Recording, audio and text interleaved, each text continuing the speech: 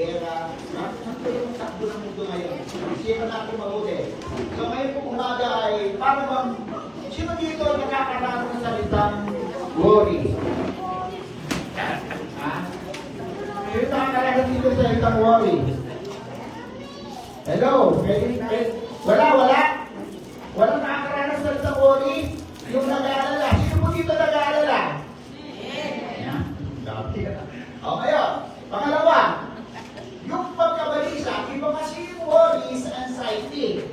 Sino dito nababalisa? Sino dito balisa? Ang balisa kasi may nasamang takot siya eh. Sino dito nababalisa? Wala. So ngayong umaga, gusto niyo ba mawala ang inyong worry at anxiety? Yan ang gusto natin. Gusto ni Lord yan na mawala sa atin. So yun ang pag-usapan natin ngayon. Sabi mo sa tabi mo, kung ano parang ka, gusto mong iayos ang buhay ko ngayon. Kaya kung maayos ka, sabihin mo. So ngayon, nakakalungkot lang minsan, napakaraming tao ngayon ang talagang napaka-busy. Sobrang busy, pero hindi assignment ni Lord. Tingnan niyo po ha, hindi maraming balisa, maraming pangit, maraming fear, tingnan niyo po, o yan ang gusto ipagawa sa atin ni Lord. Sa Philippians 4:7, sa Filipos 4:7, sabi, ang malapit na, sa lahat ng bagay, malapit na ang wakas sa lahat ng bagay. So, sabi niya, panatilihin natin malinaw ang ating mga isipan so kung kayo tayo po ay makakamadalangin. The end of this thing is near. Be sober and sound-minded so that you can pray. Sino dito marunong manalangin? Yung wastong panalangin. Yung tamang panalangin. Yung panalangin na nakaalay sa Diyos. Tingnan natin kung ang aiming ninyo ay talagang aiming ba yung mamaya. So, now, sino dito malinaw ang isip? Sino mo katabi kung kilala mo? Kilala mo ba yan? So, yun po nga. Alam niyo po, ito po isinulat ni Peter, hindi po ito alam na ni Peter yung aroma ng hari. Alam niyo po ba, pag sinabi niyang malapit na ang lahat ng bagay, yung wakas na lahat ng bagay, hindi po ito tumutukoy na parang nalalakot. Hindi ganoon ang mindset ni Peter. At hindi rin yun ang mindset ni Christ. Kasi alam na ni Christ, yung katapusan, kasi siya yung Alpha and Omega. Tama? Now, bakit sinabi ito ni Peter na malapit na ang wakas ng lahat ng bagay, so kailangan tayo ay manatiling malinaw ang ating isipan at huwag maganyan sa mga bagay na sa paligid natin. Alam mo, every time na tinignan ko po, yung salitang worry, pag binasa po natin sa Matthew 6, ay nag-worry tayo sa kakainin, sa darating, at sa inumin. Yan. Ang sinabi rin po dyan sa Matthew 6, yung mga nag-worry ay parang mga walang Diyos. Hello? Sino po nag-worry dito? Masakit, di ba? Pero basahin yung Matthew 6. Yan yung mga pagano. Ibig sabihin ng mga pagano, walang Diyos. Ngayon, kung nag-worry tayo, ay katulad tayo ng mga walang Diyos, hindi ito ang Diyos.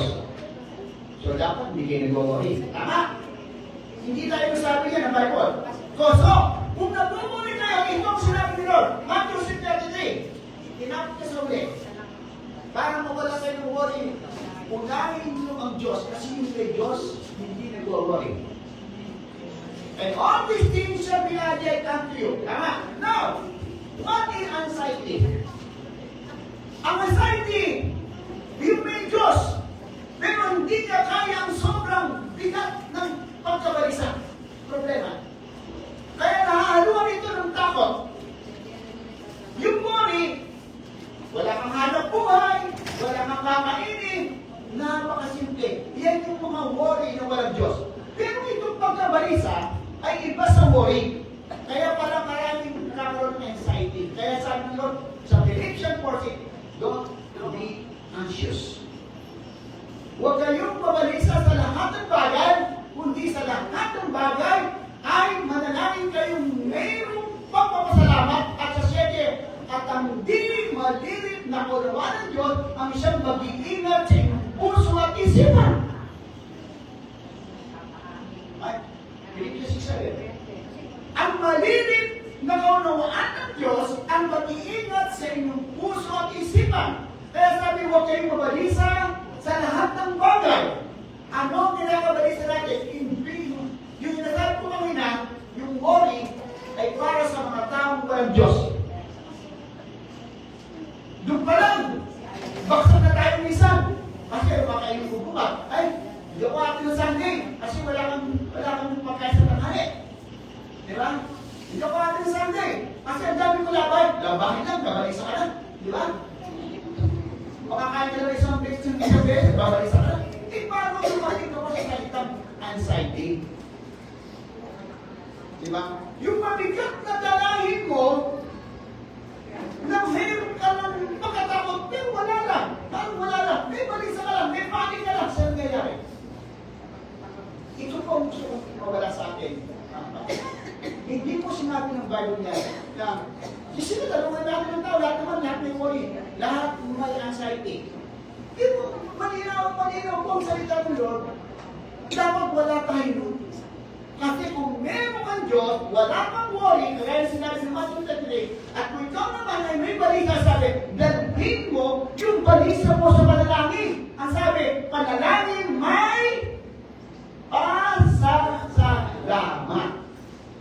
Ang sabi, at ang di mahilig na kung aunawaan ng Diyos ang siyang mag-iingat sa ating puso at isipan. Siguro hindi natin dinadala yung kabalisan natin sa Diyos. Sabi siya mag-iingat ang puso at isipan. Kaya lang, ang ganda ng awit ang hinihabi. You are my word. You are my word. No one will take Satan. Wala daw makakapag-ibalik kasi siya lang yung una. Kasi the one I love, at walang makakaagaw sa puso natin, ang tanong, siya ba yung the one I love? O baka hanap buhay? Baka asawa? Baka anak? Ha? Baka kapag? Sino una? Now, gusto ko talaga ito kasi gusto ko, kasi yung Andor, alam mo ba? Nung sabihin ito ni Peter, it's the same mindset ni Christ. Hindi po nagbibigay ng takot, ng panik ang Diyos natin.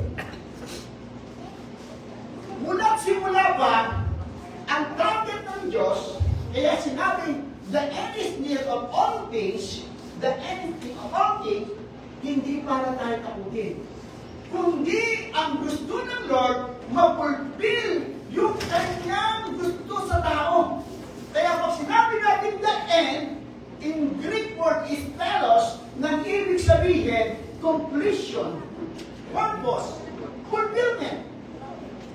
Kaya pag sinabing end, ito ay gusto ng Lord, mag-complete natin yung pinagagawa ng Lord, magawa natin yung purpose ng Lord, at mag-fulfill natin yung ating assignment dito sa earth. Hindi para bigyan tayo ng takot.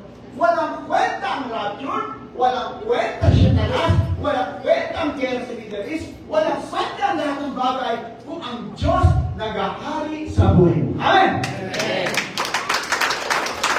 Bakit kayo makapanik? Kasi minsan ikaw ang Diyos sa buhay mo. Ikaw ang nag-iisip eh. Hindi malinaw ang iyong isip. So, kaya dapat understand God's timeline. The end of all things is near. Understand God's timeline. May God's timeline.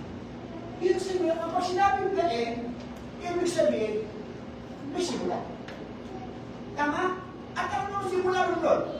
Para mapulpil natin sa end yung gusto niya. Lagi natin pinag-aaralan every Sunday. At inulit natin, i-recycle natin yung pagtuturo. Dapat, know your God, know who you are, di ba? Know your destiny, know your eternity. You know that? Alam niyo ba yan? Alam natin, pinag-aaralan natin. pero hindi nakikita yung nasa buhay. Ang AI ngayon, hindi lang siya information of intelligence. Hindi lang siya. In-advance na po tayo ngayon. Ako ngayon, alam na po natin yung intelligence. Binigyan na tayo ng sobrang hindi lang information. Binigyan na tayo ng kaalaman ng AI. Tama? Minsan, ang AI na yung Diyos natin. Kasi tinatanong natin dahil sa mga kabataan. Hindi na tayo nagka-meditate, ang ginagawa natin, nagtatanong na tayo sa AI. O, ano ba? Ito sakit ko, ganito. Nalimutan mo naman namin kasi tinanong ko yung sakit. Tama to to! Di ba correct? Problema sa gripo, problema sa ganito, ay hindi ka naman tatanong. May problema ka sa pera, paano ba akong makakausap? Tanong sa AI. O wala ng Diyos. Nalimutan naman na lang. Tama. Nalimutan natin na mayroong isang Diyos. You know your God? You know your God? Maraming informasyon sa AI. Pero walang transformation. Maraming information sa AI. Pero walang revelation. Maraming information sa AI. Pero walang anointing. Ang AI, dapat tayo umawa. Kasi ibinigay ng Diyos yan to advance the kingdom of God. Pero ikaw ang pahawak sa AI, wala na. Hindi masama ang AI. Ang masama, doon mo na ilalagay ang buhay mo. Yung AI, ganyan namin. Bakit na yung product na ngayon? Ano hanap buhay mo? Kailangan hindi ka hawakan ng hanap buhay mo. Hindi ka hawakan ng karir mo. Ikaw ang humawak sa karir ng hanap buhay mo. Okay, kasi pag ikaw na manage ng karir mo, iiwanan mo na sila. Pag ikaw nag-manage, at alam mo kung sino ang Diyos sa buhay mo, at alam mo yung assignment mo sa earth, you are unshakable. No worry, no anxiety. Understand that God's timeline. Kailangan po natin maintindihan, ang gusto ni Lord na mapulpil, yung makuha natin yung totoong identity natin. Bakit ka nilikha ng Diyos na kampanya? Nilikha tayong kampanya ng Diyos kasi gusto niyang makita yung sarili niya sa atin. Nakikita mo ba sa panahon ngayon ng end time? Sa panahon ng AI ang Diyos natin? Nakikita pa ba? Ako nag-control dito mga ibig kahit sa mga picture. Alam niyo ako pagka kahit sa mga Facebook. Sa Facebook, makikita mo yung wala ka nang nakita halos sa to. Ginaya na ng mga video lahat ng AI. Bukod doon, yung mga vlogger, napakaraming din. Hindi mo na alam ang totoo. Ang panahon mabago-bago. Ang gadget nagbabago. Pero ang Diyos natin hindi nagbabago. Amen.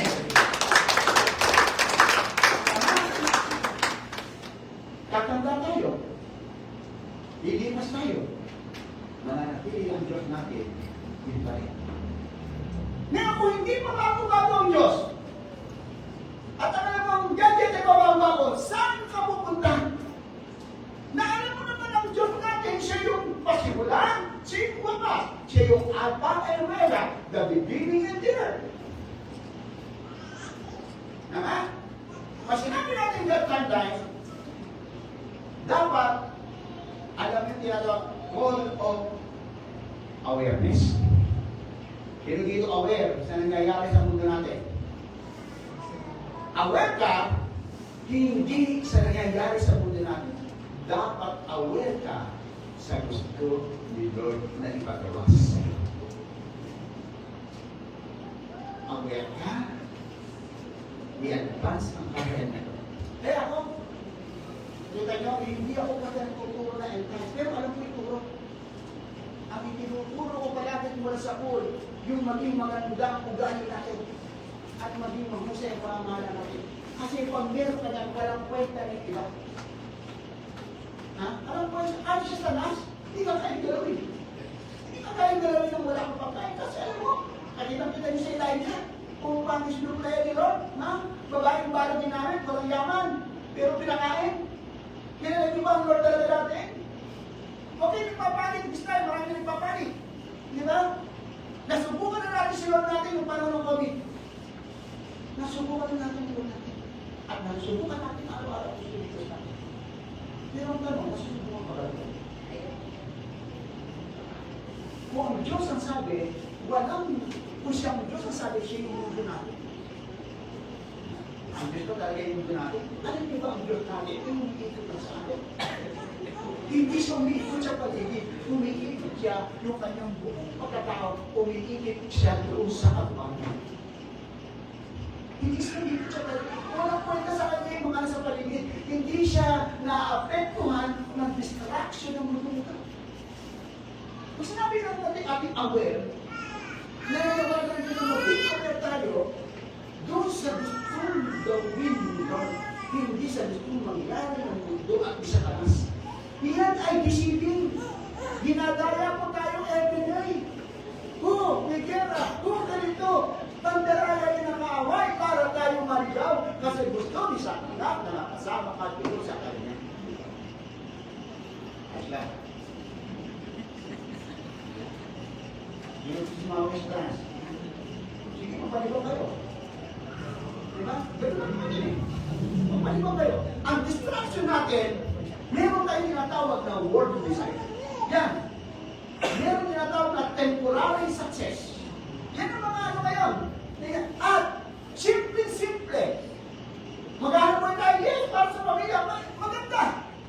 Ang hindi mo alam, dahil nandun ka na nakatingin, nalilimutan na meron ng Diyos na nagbigay ng pwese. Nakatingin ka sa balita, araw-araw sa balita na nangyayari sa mundo, pero yung mabuting balita ay hindi mo mabasa. Hello! Guro, it's time. Pa-apply kami ng Bible, lahat kayo huli. Huwag muna tayo ng cellphone. Kasi hindi naman kaya hawakan yung cellphone eh. May Bible na, hindi naman binabasa eh. Balik muna tayo sa umpisa yung pinag Bible, magpa-apply kanina, bili kayo ha? Para lahat tayo may Bible. Bakit tayo sa Bible? Kasi na kayo, nakabasa ko. Hindi naman mabigyan ng Bible. Napakaganda nun. Diba? Project natin. Kasi nakapost na tayo sa gadget natin. Hindi mo ano, natin ang Bible, natin lang ang pwede mo basahin. Pero saan ka nakatuto? Araw-araw. Understand that God's timeline. Hanggang bigli. Hindi gusto ng Lord na tayo mapunta sa ibang bagay. Hindi gusto ng Diyos na end time ay mapunta tayo sa away. Ang gusto ng Lord ay makulpil natin yung gusto niya.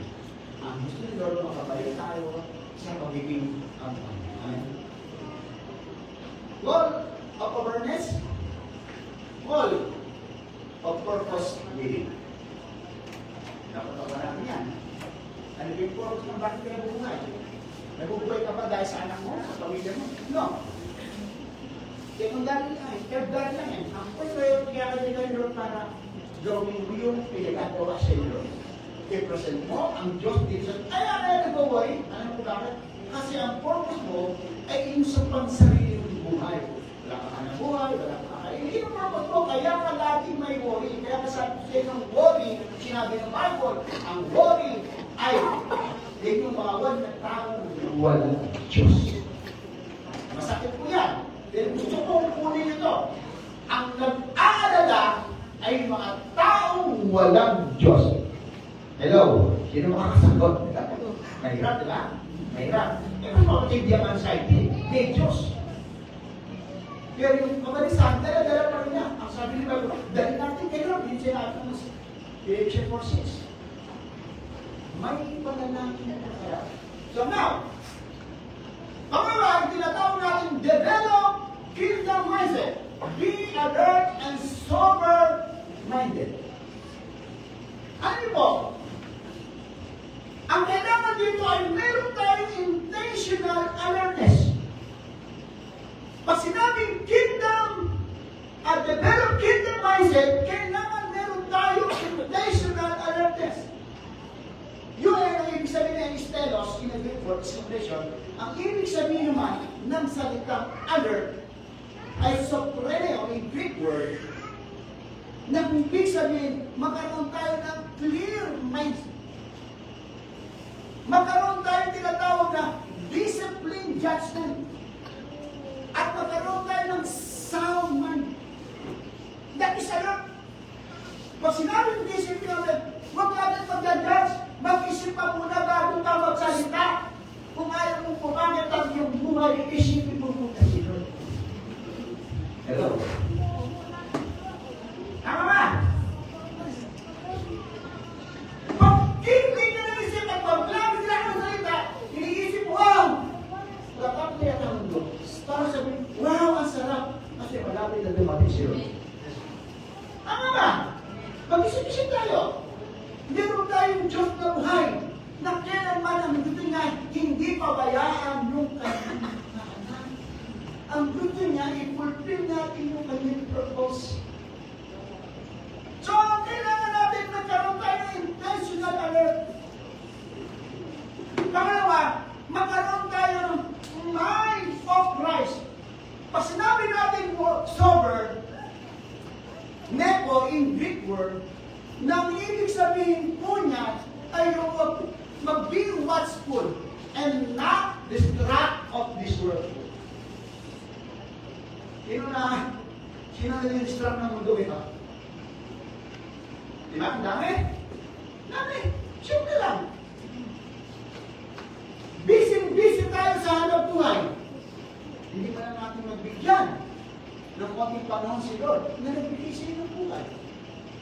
Na nagbigay sa iyo ng hanap buhay. Na nagbigay sa iyo ng anak. Na nagbigay sa iyo ng karunungan. Na hindi mo na naalala sila. Sa araw pwede kang pumunta Lord.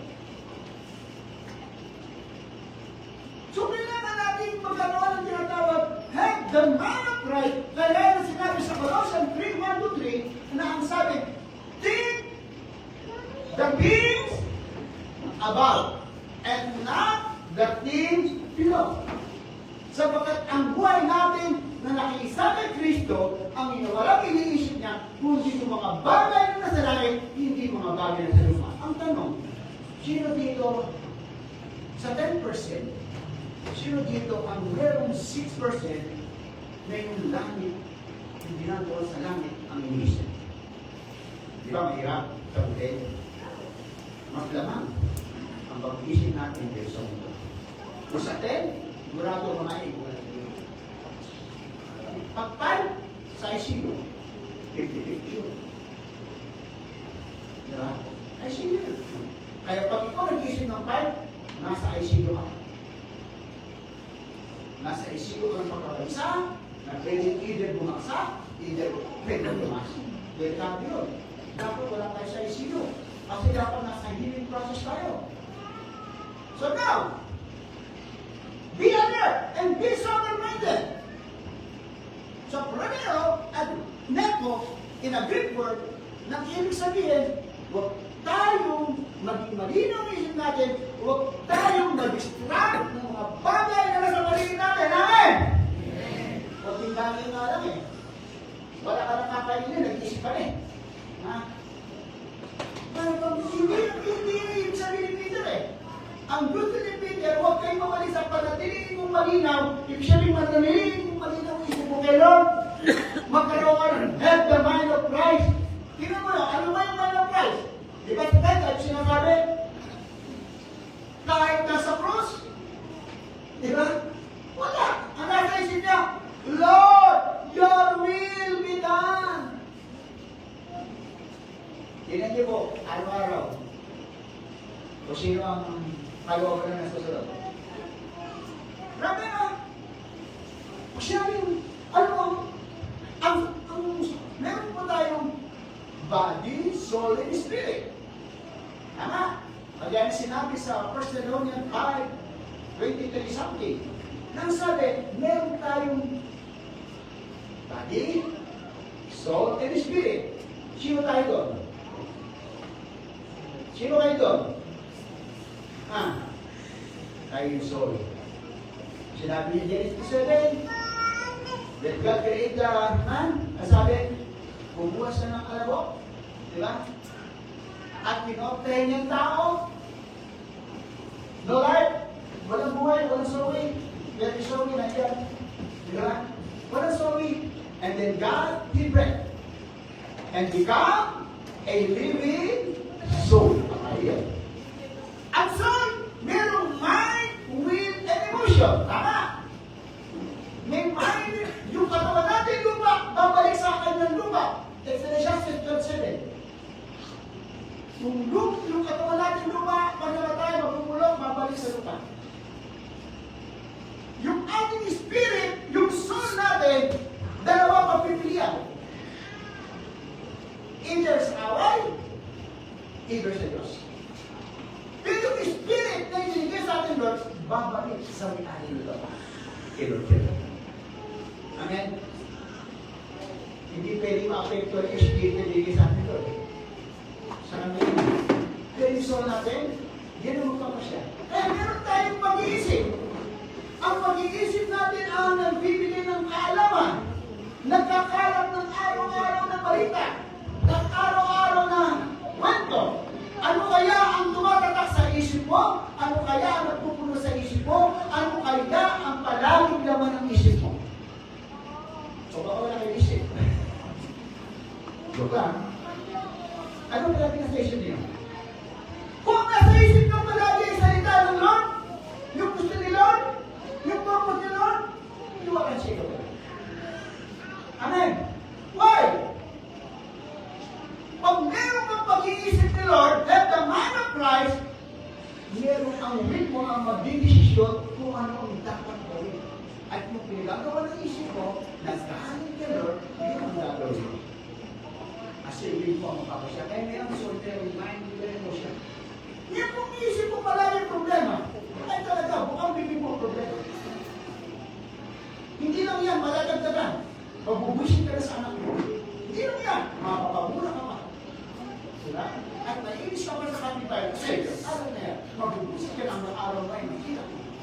Kaya pati mukha mo kayo kumapahit. Ay, sorry. Diba? So, yan mo. Gano'n na. Develop kingdom mindset. Dapat meron tayo, pag sinabi natin yung kingdom mindset, yun yung tinatawag na Christ mindset. Pag meron tayong Christ mindset, walang kwenta ang positive mindset. Ganun lang yan, sisiyo lang ang pero. Kasi yung Christ mindset, hindi napigilan kahit anong crisis, kahit anong tragedy, kahit napalakan ng problema, hindi napigilan ang merong Christ mindset. Kasi lagi yung will ni Lord ang gusto. Amen! Amen! And last, nagustuhan pa natin, yung tinatawag natin, the lifestyle of prayer. So that you may pray. So that you may pray. Pag sinabi natin lifestyle of prayer, hindi yung lagi na nakaluhod na nagpe-pray. Hindi yung sobrang simple mo sa prayer, ng meeting, pero ang puso mo nawala doon. That's not. Hindi sobrang nagpukulong ka. Ang dami na lumuluhod sa Quiapo eh. Pray eh. Oh, ganun din naman tayo. Hindi na tayo lumuluhod. Nagpe-pray tayo. Hindi. Pero ang tanong, saan mo nakain yung prayer? Ang lifestyle of prayer, kagaya na sinabi sa Matthew 16, ano yan? Ano yan? Thy kingdom come, thy will be done. Ano? Katulad ng langit. Tulad ng langit, kagaya sa lupa. Pag sinabi natin, thy kingdom come, ito yung tinatawag na pinagkito na karang Friday sa Jericho. Ito yung call of invitation. So that you may pray. Kung nagkaroon ka ng tinatawag na, yung tinatawag na nagkaroon ka ng alertness, nagkaroon ka ng sober-minded, nagkaroon ka ng tinatawag na lustful, nagiging intentional ng alertness ka, you can pray. So that you can pray. Malino kasi isip mo. Huwag kang mag-pray, hindi malino isip mo. Sa Lord yan ha, hindi malino isip mo. Yun mo yung tama at mali. Yan yung karunungan sa lahat na kinain ni Adam. Yung tama at mali na karunungan sa mundo yun. Kita mo ako nga, sa Senado, sino ang tama at mali? Pagkahan ng kanyang kaliwanag? Wala! Ang gusto ni Lord, dito ka sa righteousness, huwag mong kainin yan. Huwag mong kainin yung bunga ng karunungan. Parang alam mo lang, sambahin si Lord. Tama ba? Kaya tayo nagkakaroon ng palaging sa kabila kasi kinain natin yung bunga ng tama at mali, yung karunungan. So huwag tayo tumutok dyan. Tumutok tayo sa sabi ni Lord na huwag mong kainin yan. Huwag kang kumain ng pagkain ng mundo. Kumain ka ng salita ni Lord. Amen! Pwede mo ba ako namin si Lord? So now, so that you can pray. It's a call of invitation. Kung malinaw ang isip mo, lagi mong inaanyahan ang hari sa buhay mo. Kanina, grabe na rin sa akin Lord kanina habang worship. Meron ang mga salita na hindi ko maintindihan, siguro si Lord lang ang nakakaintindi. Ako nandito ako. Hindi ko mapigil sa salita ko. Magkakalat ko, praising the Lord yun. Grabe yung manifestation mo kasi yung alam ko ngayon. Yung ba? Walang bang makakaalam mo what you can rotate sa breakthrough sa buhay na. Ito ba makakaalam? Ang dami inaabot kayo ng hindi. Wala asawa nakakaabot sa'yo. Anak nakakaabot sa'yo. Anak ko nakakaabot sa'yo. Ay dahil pa sa'yo. Hindi mo asawa ko nakakaabot tayo siya. Yung anak ko nakakaabot tayo siya. Bumatak ka sa laban. Yan ang gawa ng away. Binibisit tayo nito ng away. Binibisit tayo na hindi halata. Alam mo ako sinula, hindi yan pupunta na may sumay. Hello? Kung may sumay, siyempre natatakot ka, di ba? Wala. Compromise na lang ang mga tao yan. Jesus Christ ay isang anghel sila na marami. Napakagalang talas kumagawa. Kaya magaganda lang tayo sa ito ang ginagawa niya. Sinisimple lang ba? Kaya nga naman ako. Eh, napakaganda naman talaga, di ba? Pero tanong, hakla, mausap ko, ano gusto mo? Ito gawin mo. I-present mo ko, ha? I-present mo ko bilang anak mo. Kaya kita ginawa ang makita na may lalaman namin para i-present mo ko dito sa lupa. Hindi kaya pupunta dito sa lupa.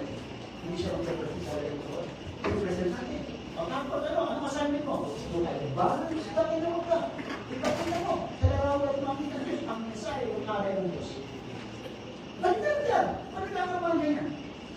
So, ibig sabihin, nag-i-invite si Lord. Ako ng invitation, dahil kita mo ng dawatin ng mga Panginoon, ang pag-ahari mo, pero hindi sinasabing sa amin mo.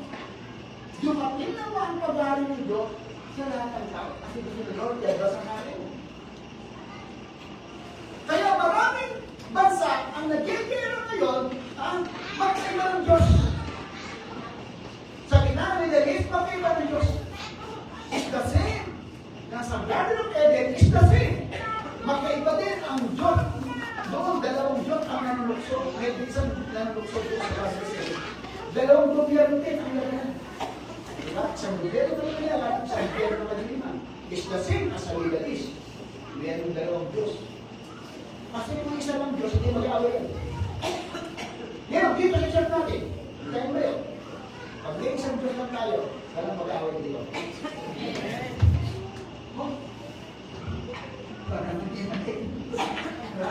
Isa ba Diyos natin? Yes! Isa ba Diyos natin? Yes! Pagpaka natin sila. Pag-iisa Diyos natin, ay grabe. Ang tawag din ay not only unity, but also one mind. Pag-iisa. Yung unity lang tayo sa lupon. Unity. Pero sa mind, kaya yung bisa ginagawa ko yung unite, maganda rin naman. Pero mas meron kong mas maganda as well. Hindi kayo ginamit din sa kahit sa Genesis, yung mga kasama, tumilaw. Kahit tayo, ginagawa sa Matthew, sabi, kung paano mo mama, tama siya, ay isa. Ay paano mo natin yung isa. Ay yung Kristo. Diba? Kasi ang unity lang. Yan, kasama tayo unity. Pero ang tanong, isa ba isa mind natin? Minsan, isa yung uniforme, yung basketball. Pero ang tanong, pero bang isang isip ko ng basketball? Gusto naman ito, magduwa ko na, di ba? Baka makasyon. Tama ka to? Diba? Ganun din eh.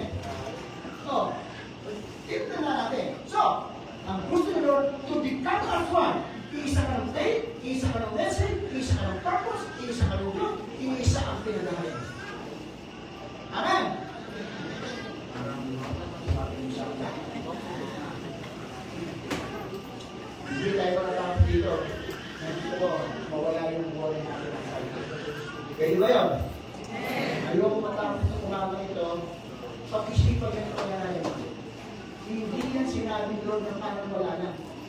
Sinabi ng Lord yan, hindi na kung wala tayong worry and anxiety.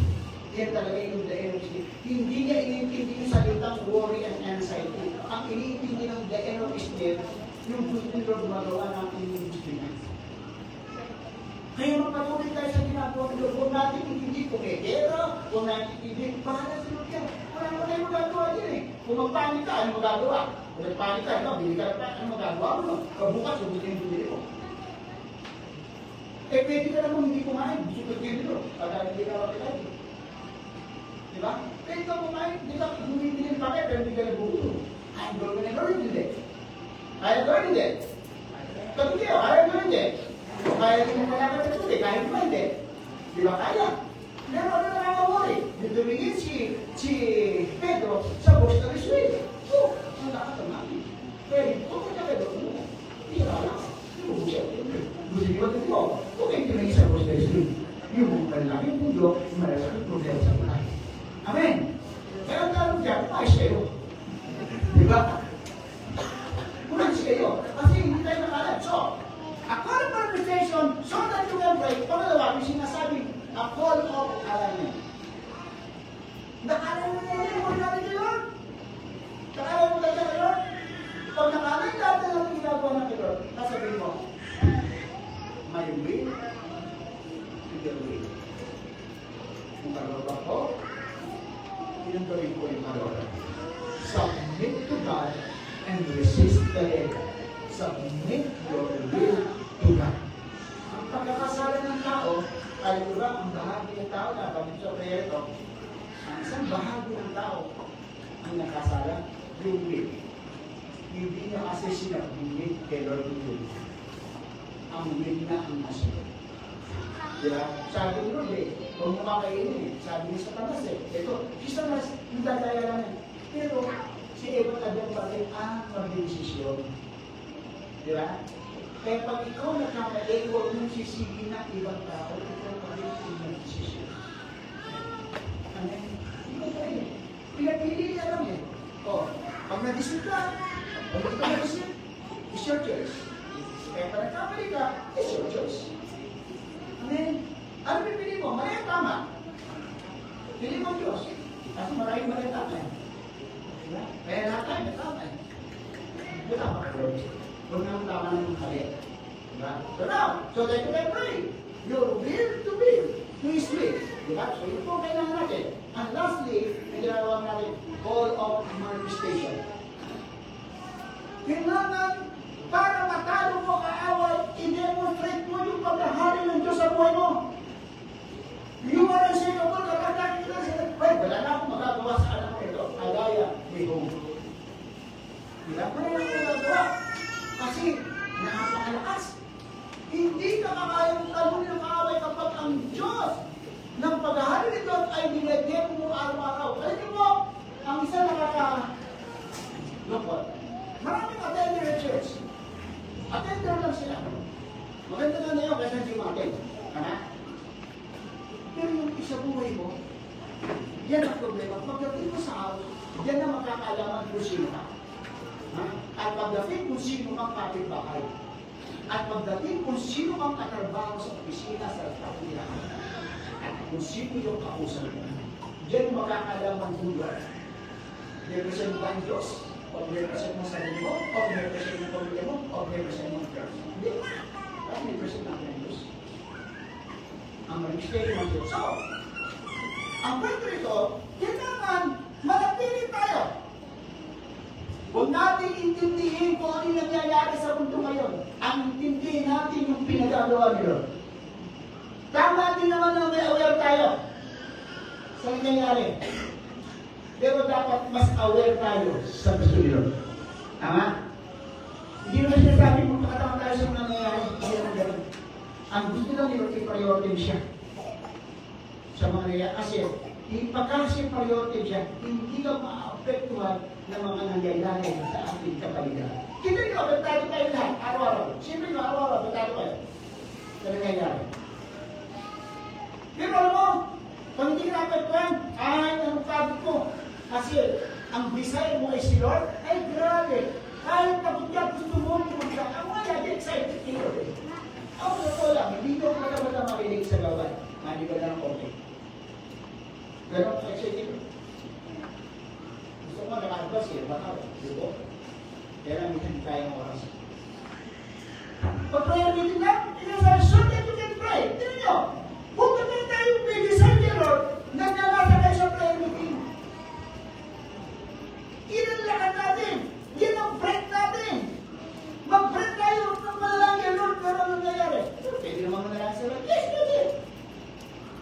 Pero ikaw ang gagawa ng sama-sama na namin. Kasi, kahit pa paano, nakakapag sama-sama. Kasi ang Lord, tulipilos. At sabi Lord, huwag lang po royal ng pagkikipon. Di ba? Every gender na. Ito mga kapatid. Praise God. So, gusto ko namin sa mga kapatid. Ang pari ni Apostol Peter, malaki naman talaga ang lukas. Sabi na apekto na tayo sa nangyayari. Hindi po ako hindi ka tulog, kaya bisa eh, tumutulog ako sa isang dalakay. Kaya kung bakit? Kaya nagtatanong ko kung si Fred Gaya, kaya ito, ako. Minsan pinag-aralan ko sa kanila. Nagtatanong ako, Lord, kasi pag dinala ko ito kay Gaya, ibigay sa akin lang ang konsel ng mga spirit. Pero hindi ako nagpupuli-puli, kaya ano akong dati. Yan ba, boss? Hinihimay ko sila naman. Hinihimay ko talaga, Lord, ano yung revelation niyo? Nagtutuloy ko ito. Hindi hurt eh. Hindi kating eh. Kahit sa akin pala, parang hindi ko malaman kung ano yung expression ko. Kapag nababasa ko sa iba, nagpinumuli ko iba. Iba yung natin sa akin. Pag-ang pinumuli-muli ko lang. So mga kapatid, express natin ang pinag-pinag ko. Kung bakit sinabi mo, bakit na oras? Kasi gusto mo lang pagawa natin talaga yung pinagawa. At natin maging ang isip natin para tayo na pinag-ilustra na nangyayari sa mundo. Para makapalalangin tayo na naka-align sa kanya ng Diyos, naka-align sa ating buhay. Now, ngayong umaga, I will tell you girl, all our worries, nakagaling pa ng Diyos. Sinabi pa sa dito, sa about kung meron pang anxiety, meron pang anxiety, lagi ka na mabalisa, may Diyos ka naman, pero balisa-balisa ka. Galing ka ron. At lagi kang magpasalamat sa iyo. Kung tumunang Lord sa iyo, nagbibigyan ka ng kaunawaan para yung puso mo ingatan at ang kaisip mo. Just pray, hindi mo nagsabi yan. Malata, Philippians 4:6. So ngayon mga, kahit wala tayo ito kayo. Right now, right here, in the name of Jesus Christ, all our worries and anxiety, remove, release in your heart. Hallelujah. Sana makikita ito. Kung bakit mo ganito. Gusto ko nakakata natin. Wala kang trabaho, meron kang Diyos. Wala kang pera, meron kang Diyos.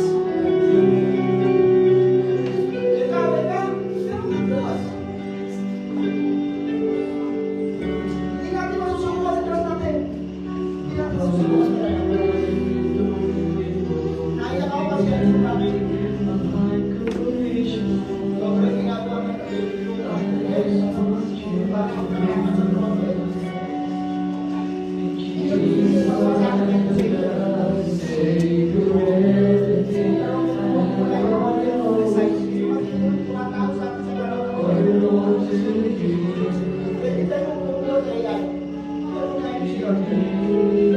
Gamitin natin ang AI for us pakita mo ka. Kung marunong ka, marunong na i-advance, dahil information lang.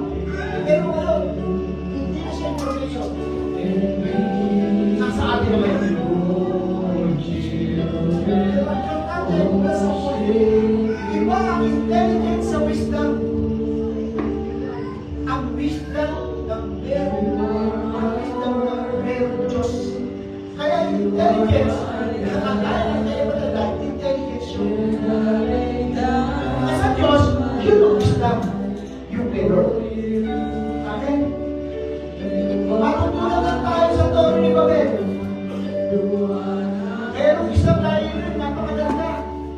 yung langit. Katulad ng AI, inaakit na natin lahat ng marunungan. Yung Babylon. Huwag tayong pagkala. Di ba po, hindi yung gabato, basahin natin araw-araw.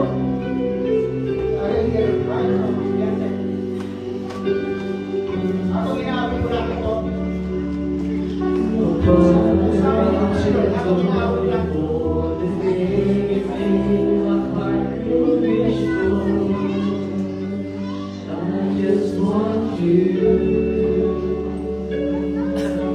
Jesus, my good love, Savior, everything I have, I owe you. All belong to you.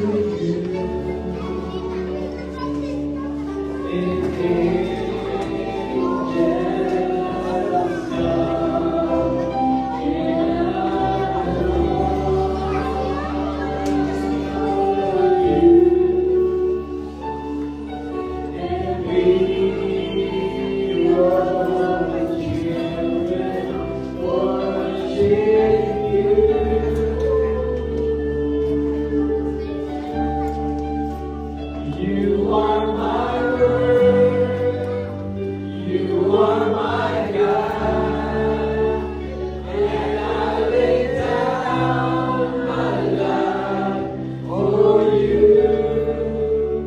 You are my Lord, the one I love. No one could ever take your place. Pwede ba may umagay? Pwede ba mabakit natin yung ating heart and mind? Heart and mind, yung isa lang. Umagay natin. So, mamalit tayo sa inyo. Body and anxiety. To you, my Lord, the one I Kayo po ang mag-decision ka. Kayo po. Right now. you. Right now, right here. Kayo po ang mag-decision. Mamalit po yung kayo. Hindi mo kayo ang mahirap. Meron kayong worry.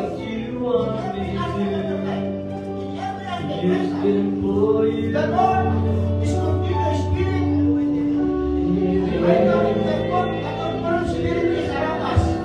The Lord is with us. Kung meron ka na right now sa buhay kayo, anong klase na meron kang worries and anxiety, ngayong umaga sa pangalan ni Jesus, sa pangalan ni Jesus, pinawasan po namin ang lahat na ito in the name of Jesus Christ.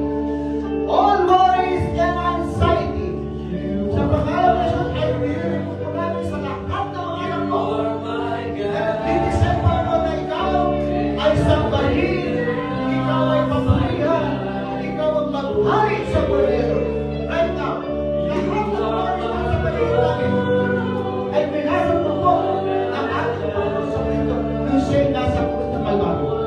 At ngayong umaga, nagtitikla tayo ng isang victory sa buhay ko. All the desire of this planet Earth, ang meron ko lang ito. Ngayong umaga, ang Diyos ay nagre-request to renew our mind and heart. Renew our heart and mind. Right now. Right now. In the name of the Father, Son, and Holy Spirit, ay mananasin ko ang kapuspusan and kaputasin ng Banal na Espiritu right now in your heart, in your mind, in your own bodies, in your emotion, in your soul, and spirit within. Espiritu ng Diyos ang nakapasok sa buhay mo. Hallelujah, Lord. Salamat po, Panginoon, sa buhay mo ng mga kapatid na ngayon, Panginoon, ikay spirit nila ang kakaibang Diyos. Ibang Diyos na nakilala namin na siya hindi nagbahabot o ngayon at kailanman. Oh, hallelujah, Lord. Thank you so much, Lord. Maranasan po namin lahat ito, aming pagsama araw-araw sa pangalan ng Ama, ng Anak, at ng Espiritu Santo. Ang lahat po ng anak ng Diyos sa sarili ng Amen. So, magandang araw po sa ating lahat.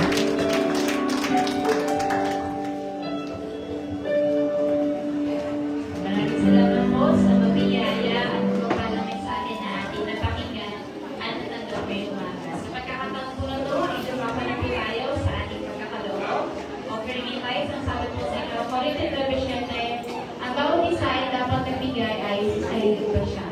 maluwag sa loob at hindi napipilitan lamang sa pagkatag-ibig ng Diyos ay kusang pagkakaroon.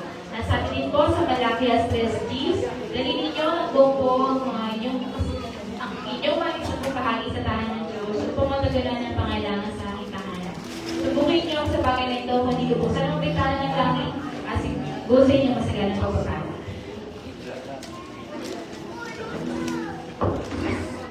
Punta na lang po tayo dito sa harap para po sa ating cover.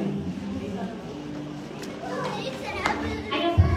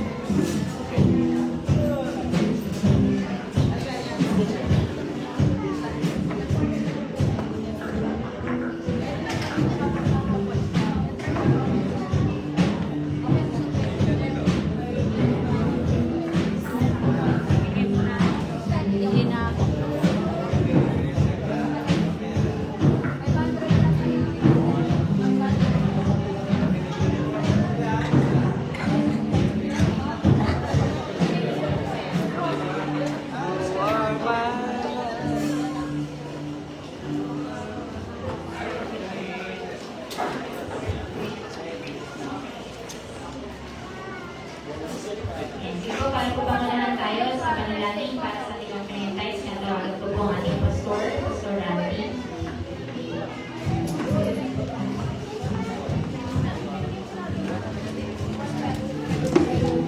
Oh, ito natin mga kapitbahay. Okay. Lord, muli Panginoon, pinupunin na namin para sa namin. Pinapapakan namin, Panginoon. Lord, muli po, salamat po sa inyong kabutihan, sa inyong katawalaan. Pakawag, Lord, kung ano naman po yung mga plan namin. Lord, muli po, Panginoon, salamat po sa opening, Panginoon, na nabibigay po namin. Salamat po, Panginoon, na nabibigay niyo po kami ng maraming niyaya, Panginoon. Tunay na po, Panginoon, na lahat ng bagay na aming kinikita, Panginoon, ay galing sa inyo. Nakakapag po, ibalik po namin ito sa inyo upang magamit, Panginoon, sa inyong gawa, Panginoon. Lord, salamat po, ibalik niyo po lahat ng pagpapala sa mga nabigay, Panginoon. Ang Lord, patuloy sa mga bless, physically, emotionally, financially, at higit sa lahat. Lord, salamat po, pinataas ka namin, ilalaki po namin sa mga Ama, Anak, and Espiritu Santo. Amen. Ngayon po, ilupakan na po tayo sa ating iba't pahayag. Patuloy pa rin po ang ating gawain sa loob ng isang linggo. Kung meron man po magkakaroon ng gawain o kabalihan or kalalakihan, ay sinesend naman po ito sa ating GC. At para po sa ating prayer meeting this coming Friday, on March 20, ang leader po natin ay si Ate Jane at ang presider po ay si Kuya Ernie. So ito po ay sasuliban sa ganap na alas 7 na gabi. So hindi pa na po nababago ang ating oras at space. At patuloy pa rin po ang panawagan na makisa po sa ating prayer meeting every Friday. And lamang po, and after po nito ay proceed po tayo sa ating care group. And Pastor, mananawagan na po ako. Ayan. So may mga nabigyan na po ako na ito po ay connected naman po sa atin. Ito po ay connected sa trabaho ko.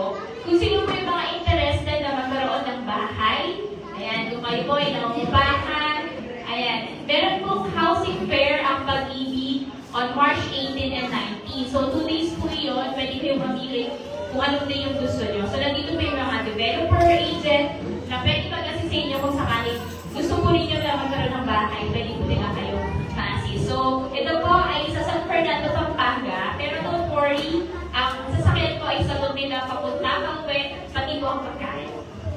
Okay, so kung interested po kayo, message nyo lang po ako. Thank you po!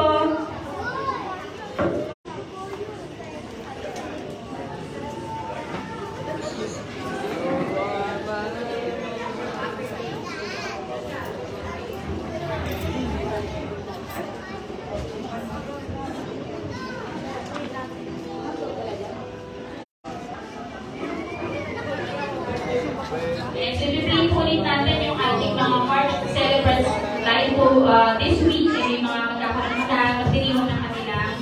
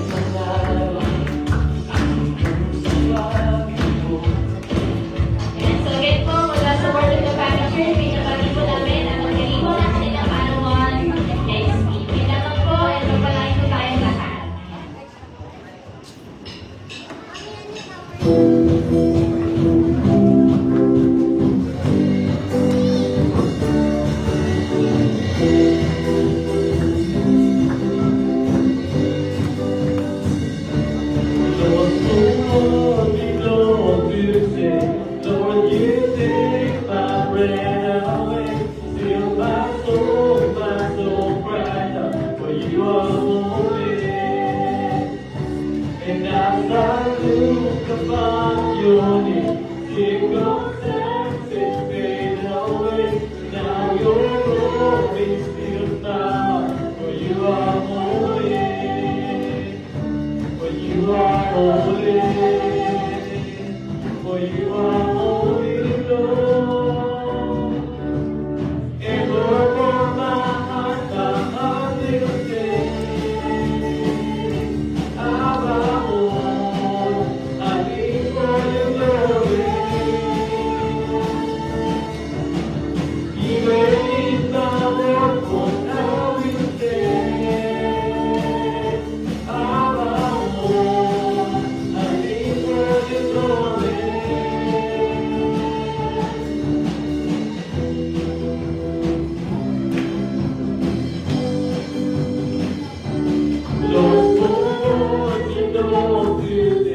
Lord, you take my pain away, still my soul cries out, for you are